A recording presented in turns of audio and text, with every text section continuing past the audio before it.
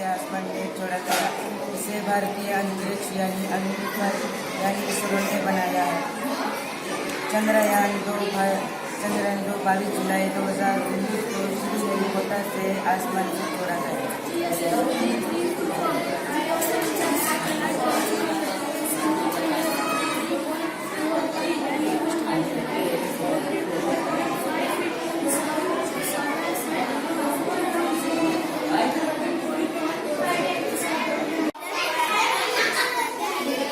जोर से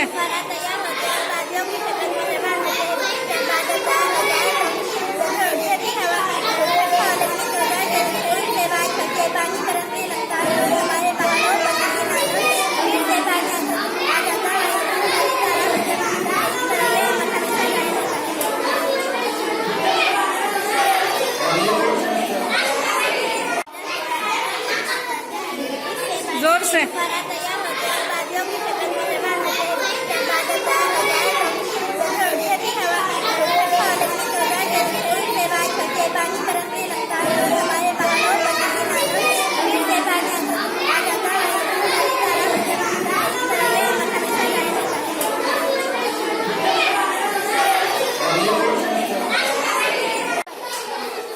चल बोल